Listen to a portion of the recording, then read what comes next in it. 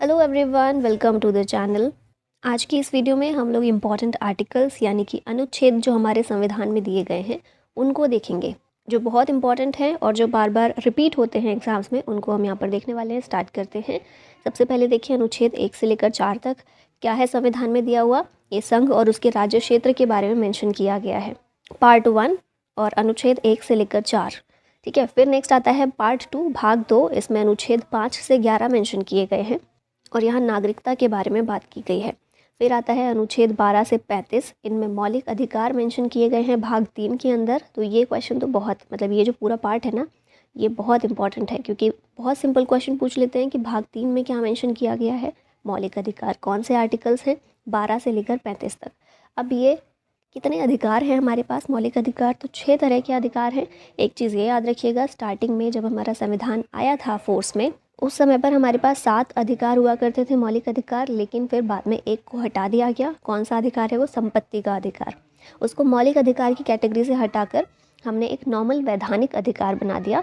अभी हमारे पास 6 मौलिक अधिकार हैं। ये हैं समानता का अधिकार, अनुच्छेद 14 से लेकर 18, स्वतंत्रता का अधिकार अनुच्छेद 19 से 22, शोषण के विरुद्ध अधिकार 23 और 24, धर्म की स्वतंत्रता का अधिकार अनुच्छेद 25 से 28 के बीच में है, सांस्कृतिक और शैक्षिक अधिकार अनुच्छेद 29 और 30 में है, और संवैधानिक उपचार का अधिकार अनुच्छेद 32 में है।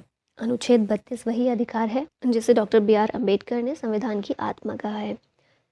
अब इसके बाद एक इम्पॉर्टेंट चीज़ है, वो है अनुच्छेद 19 से लेकर 22 तक कौन सा हमारे स्वतंत्रता का अधिकार दिया गया है। तो 19 के अंदर ही 6 तरह की स्वतंत्रता हमें प्रदान की गई है। ये कौन सी हैं? तो 19A, B, C, D, E और G। F यहाँ पर मिसिंग है। F क्या है? तो F जो है, पहले मैंने बताया ना, पहले हमारे पास 7 मौलिक अधिकार थे, एक संपत्ति का अधिकार भी था। तो F में भी संपत्ति के अधिकार से रिलेटेड ही प्रोविज़न दिए गए थे। और वैसे हम आर्टिकल 31 जो है ये रिलेटेड था संपत्ति के अधिकार से। तो 19F को भी हटाया गया और 31 को भी हटा दिया गया मौलिक अधिकार की कैटेगरी से।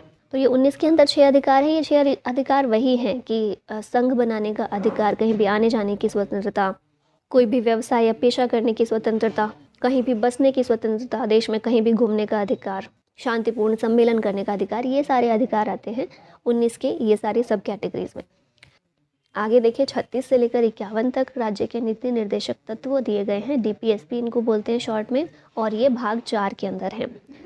अब यहाँ पर कुछ इंपॉर्टेंट दिए गए हैं, जैसे कि 39A 39A समान न्याय और निःशुल्क कानूनी सहायता प्रोवाइड करता है। अब एक चीज़ ना मैं यहाँ पर ये क्लियर कर दूँ कि राज्य के नीति निर्देशक तत्व जो हैं ये बाध्य नहीं है। मतलब ऐसा नहीं है कि इनमें जो चीज़ लिखी गई है ना ये करनी ही करनी है, अगर नहीं की जाएगी तो हम इसके लिए इसकी मांग करने के लिए कोर्ट के पास जाएं। ऐसा कुछ नहीं हो सकता। ये नाम से समझ में थोड़ा आना चाहिए। नीति निर्देशक तत्व हैं, ऐसे तत्व हैं जो निर्देश देते हैं राज्य को। जब भी राज्य कोई नीति बना रहा है तो उसे निर्देश प्रोवाइड करते हैं कि आपको इस तरह से काम करना है लोगों की भलाई के लिए। ठीक है, तो इसमें क्या है, ये 39A समान न्याय और निःशुल्क कानूनी सहायता।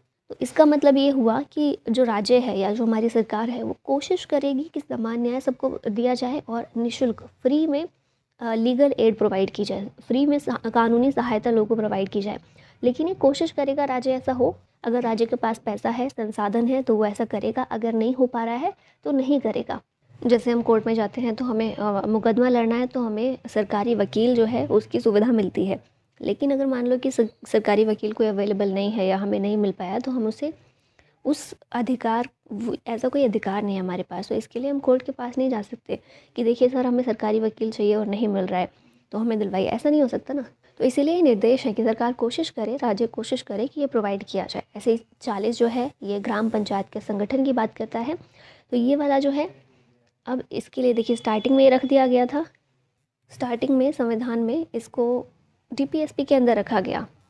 ऐसा माना गया कि राज्य ग्राम पंचायतों को गठन करेंगे ही, चुनाव करवाएंगे और गठन करेंगे। लेकिन फिर क्या देखा गया, आज़ादी के बाद हम देखते हैं कि प्रॉपर तरीके से कहीं भी पंचायत का गठन हुआ नहीं। एक बार इलेक्शन हो गया, फिर इलेक्शन ही नहीं हुआ, पूरी ज़िंदगी तक वही सरपंच चल रहे हैं, या कहीं पर इलेक्शन ही नहीं हुए, ऐसे ही कोई भी बन गया, ऐसे ही काम चल रहा है। तो जब देखा कि प्रॉपर नहीं हो रही हैं चीज़ें, तो फिर क्या किया गया, 73rd 73वां और 74वां संविधान संशोधन किया गया और उसके ज़रिए फिर पंचायत और नगर पालिका इन्हें संवैधानिक दर्जा दिया गया।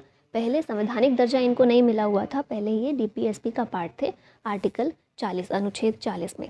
फिर है अनुच्छेद 43 42 कर्मकारों के लिए निर्वाह मजदूरी आदि के बारे में है। फिर है अनुच्छेद 44 समान नागरिक संहिता, जिसकी अभी बहुत बात चल रही है। उत्तराखंड पहला राज्य बन गया है जिसने समान नागरिक संहिता को लागू किया है, और गोवा एकमात्र राज्य है जहाँ पर यूसीसी ऑलरेडी लागू है समान नागरिक संहिता, वो है गोवा। लेकिन क्या है ना कि गोवा में थोड़ा सा अलग है समान नागरिक संहिता वहाँ का, लेकिन जो हमारे संविधान में जिस तरह समान नागरिक संहिता मेंशन किया गया है वो अभी उत्तराखंड में बनाया गया है। ठीक है। फिर है आर्टिकल 45 बच्चों के लिए निःशुल्क और अनिवार्य शिक्षा का प्रावधान ये करता है। और ये चीज़ याद रखिएगा, हमारा अनुच्छेद 21A 21 क्या है, हमने पीछे देखा था अनुच्छेद 12 से लेकर 35 हमारे फंडामेंटल राइट है ना, मूल अधिकार है हमारे। तो 12 से 35 के पीछे 21 भी आता है, तो 21 भी हमारा मौलिक अधिकार है। और 21A कभी भी कोई भी अनुच्छेद है उसके आगे कैपिटल लेटर में कोई भी लिखा हुआ है, कुछ भी कैपिटल लेटर में कोई भी अल्फ़ाबेट लिखा हुआ है, जैसे यहाँ पर ए है, यहाँ पर ए है, ऐसे 21 में ए है, ऐसे कोई भी लिखा हुआ है, तो इस कैपिटल का मतलब होता है कि वो चीज़ संशोधन के ज़रिए लागू की गई है, संशोधन के ज़रिए लाई गई है। अगर जैसे हमने देखा था 19 में A B C small letters में था, वो इसका मतलब होता है कि ये ऑलरेडी संविधान में था। ओरिजिनल संविधान जब लाया गया था उसमें ये चीज़ें थी, लेकिन अगर कैपिटल लेटर में आ रहा है तो फिर उसको संविधान संशोधन के ज़रिए शामिल किया गया है। डिफरेंस ये याद रखिएगा, ठीक है। तो जब हम बात करते हैं 21A, मैं बता रही थी आपको, सॉरी मैं 21A के बारे में बता रही थी आपको। 21A जो लाया गया, इसमें क्या दिया गया है, ये अधिकार दिया गया है हमें कि 6 से 14 साल तक के बच्चों को फ्री शिक्षा सरकार प्रोवाइड करेगी। फ्री और कंपलसरी एजुकेशन, शिक्षा का अधिकार हमारे 21A में है। और ये अधिकार जो है ये 45 से ही लिया गया है, ठीक है। 45 राज्य के नीति निर्देशक तत्व थे, इसी को एक मौलिक अधिकार के रूप में हमें प्रोवाइड किया गया है। तो याद रखिएगा ये क्वेश्चन, जैसे पंचायत का पूछते हैं ना कि पंचायत का जो गठन किया गया 73वें 74वें संशोधन के जरिए कौन से आर्टिकल से प्रेरित है, वो 40 से। इसी तरह शिक्षा का अधिकार 45 से लिया गया है। फिर आर्टिकल 46 SC ST और OBC के शैक्षिक और आर्थिक हितों को बढ़ावा देने के लिए बात की गई है कि राज्य कोशिश करेगा ऐसी। अनुच्छेद 48A, अब यहाँ पर ए बड़ा है, इसका मतलब कि ये संशोधन से लाया गया है पर्यावरण के संरक्षण के लिए। अनुच्छेद 50 है न्यायपालिका को कार्यपालिका से अलग करना। और लास्ट अनुच्छेद 36 से 51 है ना, तो लास्ट जो 51 है वो है अंतर्राष्ट्रीय शांति और सुरक्षा को बढ़ावा देना। राज्य ऐसी कोशिश करेगा कि ये करे। आगे देखते हैं, अब है भाग 4A, इसके अंदर दिया गया है अनुच्छेद 51A। अब ये 4 में ए भी बड़ा है, 51 में ए भी बड़ा है, मतलब ये पूरा भाग जो है इसको संशोधन के ज़रिए शामिल किया गया है। यहाँ पर हमारे मौलिक कर्तव्य फंडामेंटल ड्यूटीज़ दी गई हैं। और इनको कब शामिल किया गया था, 42nd अमेंडमेंट के ज़रिए, 42वां संविधान संशोधन के ज़रिए इस पार्ट को शामिल किया गया। कितने मौलिक अधिकार है हमारे पास, तो कुल 11 मौलिक अधिकार हैं। शुरुआत में केवल 10 थे, अभी 11 हो गए हैं, ठीक है। बाद में एक और जोड़ा गया था। अब आप लोगों के लिए एक होमवर्क है, सर्च कीजिएगा। अगर आपको नहीं पता है तो पता है तो बहुत अच्छी बात है। ये बताइएगा कि मौलिक कर्तव्यों को कौन सी समिति थी जिसने रिकमेंड किया था, कौन सी समिति की सिफारिश पर मौलिक कर्तव्यों को संविधान में शामिल किया गया। आंसर बताना है आप लोगों को कमेंट में। आगे बढ़ते हैं। अनुच्छेद 52 राष्ट्रपति के बारे में है। अनुच्छेद 53 राष्ट्रपति की कार्यपालिका शक्ति की बात करता है। अनुच्छेद 54 राष्ट्रपति के चुनाव के बारे में बताता है क्या प्रोसेस होगा। अनुच्छेद 58 योग्यता के बारे में बताता है कि कौन व्यक्ति राष्ट्रपति बन सकता है। तो कोई भी व्यक्ति जो भारत का नागरिक है, जिसकी एज 35 साल या उससे ज़्यादा है, वो बन सकता है राष्ट्रपति देश का, ठीक है। फिर है अनुच्छेद 61, ये महाभियोग के बारे में बताता है। महाभियोग क्या है, इम्पीचमेंट प्रोसेस होती है जिसके ज़रिए राष्ट्रपति को उनके पद से हटाया जाता है। इसी प्रक्रिया को बोलते हैं महाभियोग, ठीक है। संसद में पूरी प्रोसेस चलती है, संसद में जो है पास किया जाता है महाभियोग का जो बिल लाते हैं। अगर वो पास हो जाता है तो राष्ट्रपति को उनके पद से हटना पड़ता है, ठीक है। तो ये है अनुच्छेद 61 में। अब देखिए, राष्ट्रपति और राज्यपाल दोनों की स्थिति लगभग समान है। राष्ट्रपति देश के प्रमुख होते हैं, राज्यपाल राज्य का प्रमुख होता है। तो बस उस हिसाब से देखें तो राष्ट्रपति बड़ा है, राष्ट्रपति का पद बड़ा है, राज्यपाल का उससे छोटा है, लेकिन बहुत सिमिलर है। जो स्थिति राष्ट्रपति की केंद्र में है वही स्थिति राज्यपाल की राज्य में है। तो इनके आर्टिकल्स साथ में ही देख लेते हैं। अनुच्छेद 52 राष्ट्रपति की बात करता है, 54 नियुक्ति की बात करता है, अपॉइंटमेंट की। शपथ कौन दिलाता है, राष्ट्रपति को CJI या फिर सीनियर मोस्ट जज, ठीक है, सबसे वरिष्ठ जो जज होंगे सुप्रीम कोर्ट में, उनके द्वारा दिलवाई जाती है अगर हमारे चीफ जस्टिस मौजूद नहीं हैं तो। अनुच्छेद 123 राष्ट्रपति की अध्यादेश की शक्ति है, और अनुच्छेद 72 राष्ट्रपति की क्षमादान की शक्ति है, pardoning power of the president. फिर राज्यपाल की बात करें तो अनुच्छेद 153 राज्यपाल की बात करता है। अनुच्छेद 155 में राज्यपाल की अपॉइंटमेंट की प्रोसेस बताई गई है, नियुक्ति की। फिर शपथ कौन दिलाता है, तो हाई कोर्ट के चीफ जस्टिस या फिर हाई कोर्ट के सीनियर मोस्ट जज, इनके द्वारा शपथ दिलाई जाती है राज्यपाल को। अनुच्छेद 213 ये अध्यादेश के बारे में है राज्यपाल के। राज्यपाल भी अध्यादेश जारी कर सकता है, राष्ट्रपति भी, और दोनों के आर्टिकल्स के नंबर आप देखेंगे तो सिमिलर ही हैं, बस नंबर्स आगे पीछे हुए हैं। ये है 123, ये है 213, ठीक है। और राष्ट्रपति की क्षमादान की शक्ति 72 में है, इसी तरह राज्यपाल की क्षमादान की शक्ति 161 में है। अब देखिए लोकसभा जो हमारी है वहाँ पर शेड्यूल कास्ट और शेड्यूल ट्राइब दोनों के लिए रिजर्वेशन प्रोवाइड किया गया है। अब तो महिलाओं को भी मिल गया है 30%, और SC/STs को ऑलरेडी मिला हुआ है। तो ये हमारा RPA एक्ट, जन प्रतिनिधित्व अधिनियम 1950 का जो है, उसके तहत रिजर्वेशन प्रोवाइड किया गया है। और इससे रिलेटेड आर्टिकल है अनुच्छेद है 330। इस अनुच्छेद के अकॉर्डिंग SCs को 84 सीट्स और STs को 47 सीट्स रिजर्व करके दी गई हैं, ठीक है। अब आर्टिकल अनुच्छेद 331, इसमें 2 एंग्लो इंडियन लोकसभा में नामांकित होंगे, 2 एंग्लो इंडियन को नॉमिनेट किया जाएगा लोकसभा में, ये चीज़ बोली गई, लेकिन अब इसको समाप्त कर दिया गया है। अनुच्छेद 332 राज्य विधानसभा में आरक्षण की बात करता है SC और STs की, और 333 राज्य विधानसभा में एक नामांकित एंग्लो इंडियन। दोनों चीज़ें याद रखिएगा, लोकसभा में 2 एंग्लो इंडियन को किया जाता था, जिसको अब नहीं करते हैं।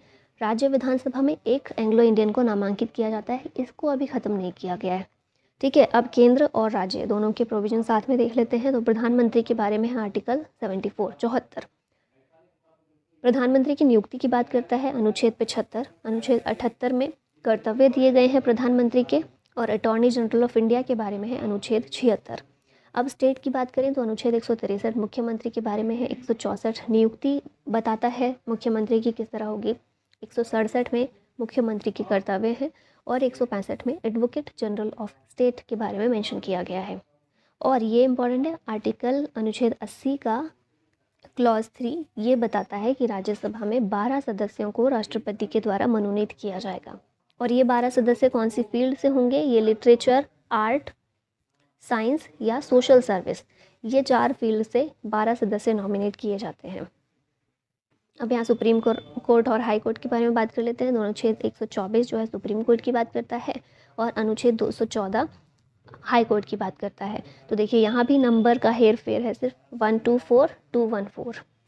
रिट पावर, रिट जारी करने की शक्ति जो है सुप्रीम कोर्ट की अनुच्छेद 32 के अंदर है। अनुच्छेद 32 हमारा कौन सा है, मौलिक अधिकार है। 12 से 35 है ना मौलिक अधिकार, तो 32 भी इसके अंदर आता है, ये हमारा मौलिक अधिकार है। तो मौलिक अधिकार अगर हमारे हनन उनका होता है तो उसके लिए सर्वोच्च न्यायालय के पास हम जा सकते हैं रिट जारी करवाने के लिए, अनुच्छेद 32 के तहत। हाई कोर्ट के पास भी रिट जारी हो सकती है, हाई कोर्ट भी कर सकता है अनुच्छेद 226 के तहत। लेकिन हाई कोर्ट सिर्फ मौलिक अधिकारों के बारे में नहीं करता, वो कुछ और मामला है ना, उससे रिलेटेड भी हाई कोर्ट रिट जारी कर सकता है। तो इस मामले में हम देखें तो हाई कोर्ट के पास थोड़ी ज़्यादा पावर है रिट की। अब यहाँ पर उपराष्ट्रपति देखिए, तो अनुच्छेद 63 भारत का एक उपराष्ट्रपति होगा, ये बोलता है। अनुच्छेद 64 में कहा गया है उपराष्ट्रपति राज्यसभा का पदेन अध्यक्ष होगा और कोई अन्य लाभ का पद धारण नहीं करेगा। हमें पता ही है जो हमारे वाइस प्रेसिडेंट होते हैं वही राज्यसभा के अध्यक्ष भी होते हैं, ये चीज़ बोली गई है अनुच्छेद 64 में। अनुच्छेद 66 किस बारे में है, उपराष्ट्रपति का निर्वाचन कौन करेगा, संसद के दोनों सदनों के सदस्यों से निर्मित निर्वाचक मंडल के सदस्यों द्वारा किया जाएगा। अनुच्छेद 69 शपथ या प्रतिज्ञान की बात करता है, और अनुच्छेद 70 अन्य आकस्मिकताओं में राष्ट्रपति के कार्यों का निर्वहन। मतलब अगर राष्ट्रपति अपने पद पर नहीं है, राष्ट्रपति बीमार हो गए हैं, कुछ प्रॉब्लम आ गई है, छुट्टी पर है, या कोई और प्रॉब्लम है, डेथ हो गई है उनकी, उस टाइम पर राष्ट्रपति के पद पर उपराष्ट्रपति काम करते हैं राष्ट्रपति के रूप में, ठीक है। ये कहा गया अनुच्छेद 70 में। फिर आते हैं आप कुछ ऐसे आर्टिकल जो बार बार एग्जाम में पूछे जाते हैं।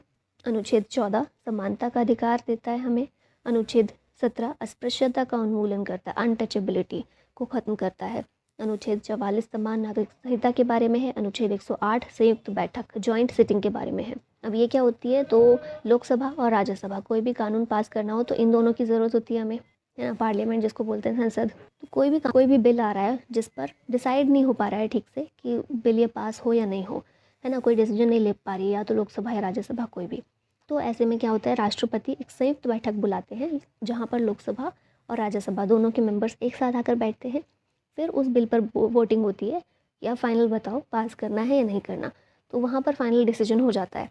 तो ये किस में बोला गया, अनुच्छेद 108 में। 110 धन विधेयक मनी बिल की डेफिनेशन बताता है कि कौन सा बिल मनी बिल होगा, कौन सा बिल मनी बिल नहीं होगा, क्योंकि हमें पता है मनी बिल धन विधेयक जो है उसको लेकर लोकसभा के पास ज़्यादा पावर है, राज्यसभा के पास कोई पावर नहीं है। राज्यसभा सिर्फ 14 दिन के लिए उस बिल को रख सकता है, मनी बिल को, उसके बाद वो वापस दे या नहीं दे पास माना जाता है। तो इसलिए ज़रूरी है ताकि लोकसभा ना बहुत ज़्यादा अपनी पावर को ज़्यादा गलत इस्तेमाल ना कर ले, इसलिए ज़रूरी है कि डेफिनेशन दी जाए, उसकी परिभाषा हो कि धन विधेयक एक्चुअली में कहा किसको जाएगा। तो ये परिभाषा दी गई है अनुच्छेद 110 में।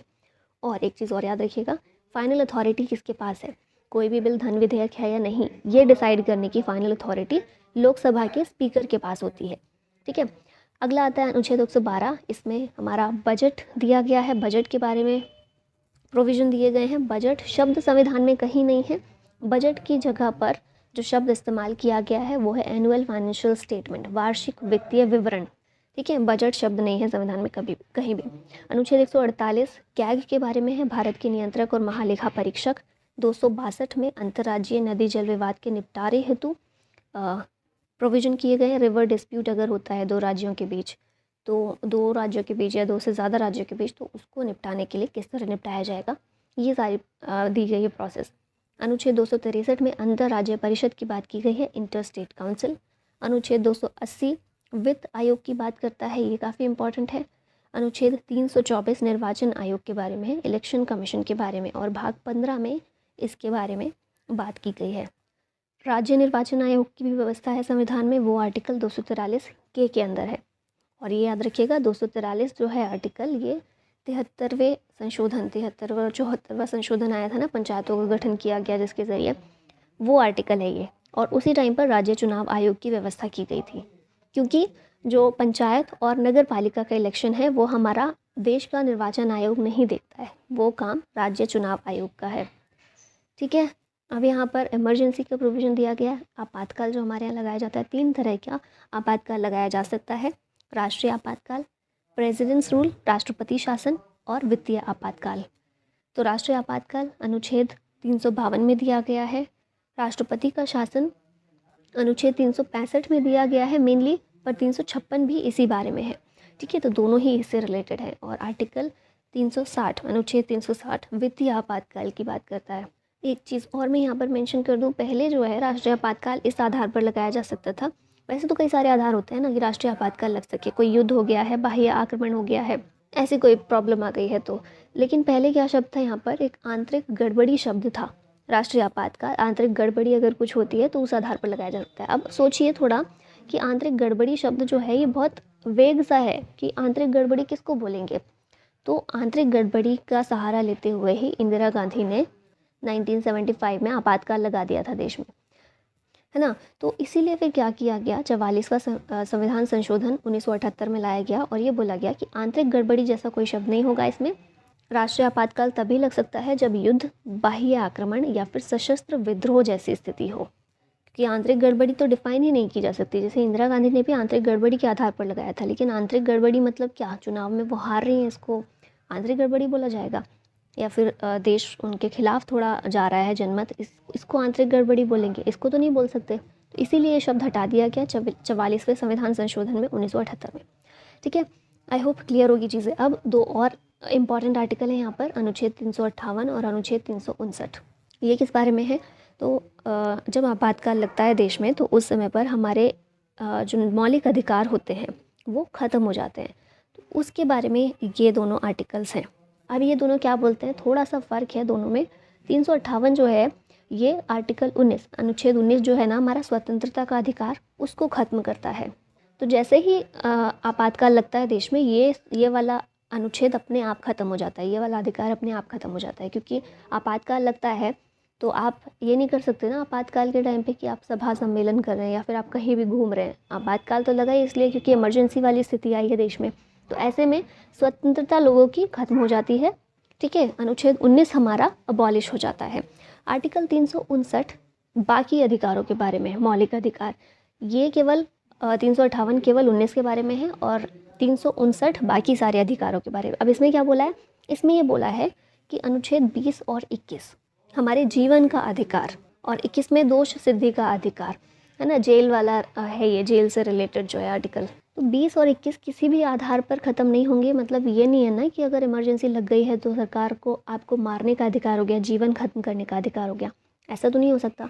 तो इसलिए 20 और 21 किसी भी हाल में ख़त्म नहीं होंगे। 20 और 21 के अलावा जितने भी अनुच्छेद हैं हमारे मौलिक अधिकार के, उनको प्रेसिडेंट अबॉलिश कर सकते हैं, प्रेसिडेंट उनको निलंबित कर सकते हैं, ठीक है। तो प्रेसिडेंट अगर चाहे तो सारे के सारे निलंबित कर सकते हैं, वो अगर चाहे तो सिर्फ 1-2 अधिकारों को निलंबित कर सकते हैं, या जैसे भी करें। 19 जो है वो तो अपने आप ही हो जाएगा, जैसे ही इमरजेंसी लगी अपने आप अबॉलिश, निलंबित हो जाएगा। और 359 के तहत बोला गया है कि 20 और 21 किसी हाल में निलंबित नहीं होगा, और 20 और 21 के अलावा और 19 के अलावा बाकी जितने हैं उनमें से जो भी अधिकार को निलंबित करना चाहें राष्ट्रपति कर सकते हैं। आई होप क्लियर हो रही होंगी चीज़ें। थोड़ी सी आदत डाल लीजिए चीज़ों को थोड़ा डिटेल में समझने की, अंडरस्टैंडिंग क्रिएट करने की, क्योंकि हम एग्ज़ाम के लिए तो पढ़ रहे हैं लेकिन हम एक नागरिक भी हैं, तो संविधान को उस हिसाब से समझना भी बहुत ज़रूरी है हमारे लिए। हमें अपने अधिकार, संविधान के प्रोविज़न सब अच्छे से पता होने चाहिए। एग्ज़ाम में तो आपको ये हेल्प करेगा ही, लेकिन एक जागरूक नागरिक बनाने में ये बहुत हेल्प करेगा। तो समझना इम्पॉर्टेंट है चीज़ों को। आगे है अनुच्छेद 338, 338 ए, 338 बी। अब देखिए ए भी बड़ा है, बी भी बड़ा है, इसका मतलब संविधान संशोधन के जरिए आई ये चीज़ें। इसमें क्या है, एसटी, एससी, एसटी और ओबीसी के लिए राष्ट्रीय आयोग का गठन इनके तहत किया गया है, ठीक है। 339 से 342 में क्या है, भारत के केंद्र शासित प्रदेश का वर्णन किया गया है, यूनियन टेरिटरीज जो है हमारी उनका वर्णन किया गया है। 266 में संचित निधि, कंसोलिडेटेड फंड, इसकी बात की गई है। और संचित निधि एक ऐसा फंड है हमारा जो सरकार के सारे खर्चे होते हैं ना यहीं से होते हैं, और सरकार संसद की परमिशन के बिना यहाँ से पैसा नहीं निकाल सकती है। संसद की स्वीकृति चाहिए संचित निधि से पैसा निकालने के लिए, और यहीं से सारे इसी फंड से सारा खर्चा सरकार का चलता है। फिर 267 267 आकस्मिक निधि, कंटिजेंसी फंड की बात करता है। और ये क्या है ना, ये जो आकस्मिक निधि है राष्ट्रपति के कंट्रोल में एक तरह से रहती है। ये ऐसी सिचुएशन के लिए आती है जब कोई इमरजेंसी आ गई है, कोई बहुत ज़रूरत आ गई है, जैसे कोई कहीं पर बाढ़ आ गई, कोई अर्थक्वेक आ गया है और बहुत ज़रूरत पड़ गई है पैसों की वहाँ पर। बजट में तो प्लान्ड चीज़ें रहती हैं कि हम इस स्कीम पर खर्च कर रहे हैं, यहाँ खर्च कर रहे हैं, वहाँ कर रहे हैं, ये पुल बना रहे हैं, ये कर रहे हैं।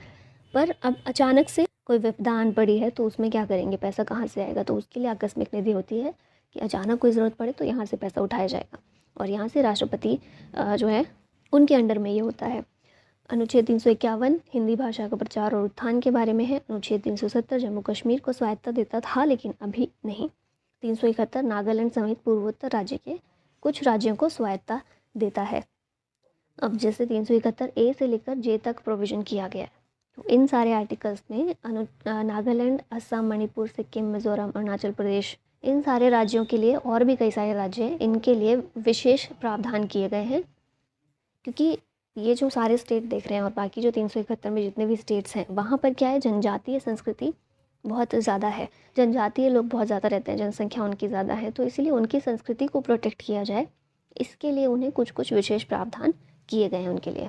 371 में ही, मतलब 371 जो आर्टिकल है इसके अंदर ही गुजरात, महाराष्ट्र, गोवा और आंध्र प्रदेश के लिए भी कुछ मामलों में विशेष उपबंध है, ठीक है। धीरे धीरे इनको ख़त्म भी कर दिया जाता है विशेष प्रावधानों को राज्यों के लिए, और कुछ को ऐड भी कर दिया जाता है जहाँ जैसी ज़रूरत होती है उस हिसाब से। तो अब हमने बेसिक चीज़ें कवर कर ली। अब क्वेश्चंस के थ्रू कुछ चीज़ें देख लेते हैं। तो पहला क्वेश्चन है, मूल रूप में संविधान में कितने अनुच्छेद हैं। मूल रूप में संविधान में 395 अनुच्छेद हैं। एक चीज़ और याद रखिएगा, 395 अभी भी हैं। ऐड जो हुए हैं कैसे हुए हैं मैंने बताया था, 21 ए ऐड हुआ है, 39 ए ऐड हुआ है, 338 ए और बी ऐड हुआ है ना। तो अब देखिए 338, हाँ 339 थोड़ी ऐड किया है, 338 के अंदर ए और बी कर दिया। तो अगर हम सीरियल वाइज देखें कि आर्टिकल 1, 2, 3, 4, 5, 6 ऐसे करके देखें तो अभी भी 395 ही हैं, बस नंबर ऑफ अनुच्छेद वो बढ़ गए हैं, ठीक है। अभी नेक्स्ट, भारतीय संविधान के निम्न में से कौन से अनुच्छेद में बजट शब्द का उल्लेख किया गया है। तो इसका आंसर होगा ऑप्शन डी, किसी में भी नहीं, क्योंकि मैंने बताया था बजट शब्द। देखिए क्वेश्चन क्या पूछा है, बजट शब्द का, तो बजट शब्द का तो कहीं भी उल्लेख नहीं है। बजट के बारे में बताया गया है तो हम फिर भी एक बार बोल सकते थे कि अनुच्छेद 112 है। अनुच्छेद 112 में वार्षिक वित्तीय विवरण के रूप में इसको मेंशन किया गया है। फिर अनुच्छेद 110 धन विधेयक के बारे में है। 108 हमने देखा था, ये संयुक्त अधिवेशन के बारे में है। ठीक है, नेक्स्ट क्वेश्चन है, निम्नलिखित में से कौन सा अनुच्छेद मौलिक कर्तव्यों की बात करता है? ये है अनुच्छेद 51A, ऑप्शन बी करेक्ट होगा। शुरुआत में 10 मौलिक कर्तव्य थे हमारे पास। मौलिक कर्तव्यों को 42वें संविधान संशोधन के माध्यम से जोड़ा गया था। अभी 11 हैं फिलहाल हमारे पास। 11वें को जोड़ा गया था 2002 में 86वें संविधान संशोधन के ज़रिए। और कहाँ से प्रेरित है ये? तो यूएसएसआर, अभी इसको रशिया के नाम से जानते हैं, यहाँ से प्रेरित हैं हमारे मौलिक कर्तव्य। अगला क्वेश्चन है, वित्त आयोग से संबंधित प्रावधान किस अनुच्छेद में दिए गए हैं? ये प्रावधान है 280 में। गोपनीयता का अधिकार किस अनुच्छेद में है? गोपनीयता का अधिकार, राइट टू प्राइवेसी, अनुच्छेद 21 में मेंशन किया गया है। अंतर्राष्ट्रीय शांति और सुरक्षा बनाए रखने के लिए कौन सा अनुच्छेद शामिल किया गया है? तो यह है अनुच्छेद 51, डीपीएसपी का लास्ट। राष्ट्रपति की क्षमादान शक्ति किस अनुच्छेद के अंतर्गत है? राष्ट्रपति की क्षमादान शक्ति अनुच्छेद 72 के अंतर्गत दी गई है। राज्यपाल के पास भी सेम शक्ति है ये, अनुच्छेद 161 के अंदर। कौन सा अनुच्छेद मुख्यमंत्री द्वारा राज्यपाल को सूचनाएं देने का कर्तव्य निर्धारित करता है? हमने देखा था ना, मुख्यमंत्री का कर्तव्य दिया गया है अनुच्छेद 167 में, 167 में। कौन सा अनुच्छेद राष्ट्रपति शासन लागू करने की बात करता है? यह है अनुच्छेद 356। कौन सा अनुच्छेद कहता है कि राष्ट्रपति को सलाह और परामर्श देने के लिए एक मंत्रिपरिषद होगी? मंत्रिपरिषद की बात करता है अनुच्छेद 74। और इसी में प्रधानमंत्री के बारे में भी मेंशन है, ठीक है, कि राष्ट्रपति को परामर्श और सलाह देने के लिए एक मंत्रिपरिषद होगी और उस मंत्रिपरिषद का मुखिया प्रधानमंत्री होगा। कौन सा अनुच्छेद अनुसूचित जाति के लिए कौन सा अनुच्छेद अनुसूचित जाति के लिए राष्ट्रीय आयोग का प्रावधान करता है? यह है 338। उच्च न्यायालय की रिट जारी करने की शक्ति किस अनुच्छेद में दी गई है? ये है 226। निर्वाचन आयोग की व्यवस्था किस अनुच्छेद के अंतर्गत की गई है? निर्वाचन आयोग अनुच्छेद 324 में है। संविधान का कौन सा अनुच्छेद राष्ट्रपति से संबंधित प्रावधान करता है? यह है हमारा अनुच्छेद 52। संविधान का कौन सा अनुच्छेद छुआछूत को प्रतिबंधित करता है? इसका आंसर होगा अनुच्छेद 17, ऑप्शन डी। वित्तीय आपातकाल लागू किया जा सकता है किस अनुच्छेद के आधार पर? वित्तीय आपातकाल के लिए है अनुच्छेद 360।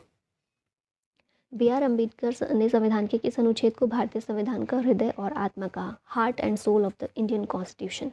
मैंने बताया था आपको अनुच्छेद 32। और प्रस्तावना जो है, इसे भारतीय संविधान की आत्मा माना जाता है। ठीक है, तो दोनों चीज़ें याद रखिएगा। संघ का यह कर्तव्य होगा कि वह बाह्य आक्रमण या आंतरिक गड़बड़ी से प्रत्येक राज्य की रक्षा करे। यह प्रावधान किस अनुच्छेद में है? ये प्रावधान अनुच्छेद 355 में दिया गया है। ठीक है, भारत के पूरे क्षेत्र में स्वतंत्र रूप से घूमने का अधिकार भारतीय संविधान के किस अनुच्छेद के अंतर्गत आता है? यह अनुच्छेद 19 में आता है। 19 के अंदर 6 अधिकार हैं, जिनमें से एक ये भी है। विधान परिषद की व्यवस्था संविधान के किस अनुच्छेद में की गई है? विधान परिषद की व्यवस्था 169 में की गई है। और याद रखिएगा, सभी राज्यों में विधान परिषद नहीं है। भारत के फिलहाल सिर्फ 6 राज्य ऐसे हैं जिनमें विधानसभा और विधान परिषद दोनों हैं। बाकी सारे राज्यों में केवल विधानसभा है। तो विधान परिषद के बारे में अनुच्छेद 169 में बात की गई है। राज्य चाहे तो प्रस्ताव पास करके केंद्र के पास भेज सकते हैं कि उन्हें अपने यहाँ पर विधान परिषद चाहिए। अगर हटानी हो, किसी के यहाँ पर है विधान परिषद और उन्हें नहीं चाहिए, तो इसके लिए भी प्रस्ताव पास करके वो संसद के पास भेज सकते हैं। लेकिन फाइनल डिसीजन पूरी तरह से संसद का होगा कि विधान परिषद रखनी है या नहीं रखनी। ठीक है, तो ये हमारा आज का लास्ट क्वेश्चन था इस वीडियो का। आई होप आपका रिवीजन अच्छे से हुआ होगा इसके थ्रू। और मुझे बताइएगा, रिव्यू ज़रूर दीजिएगा कमेंट में कि आपको इसी तरह डिटेलिंग में चाहिए, या फिर डिटेल्स आपको कम लगी, थोड़ी और चाहिए, या फिर बहुत ज़्यादा लगी, कम चाहिए। ठीक है, देखनी आप ही लोगों को है, तो बताइएगा।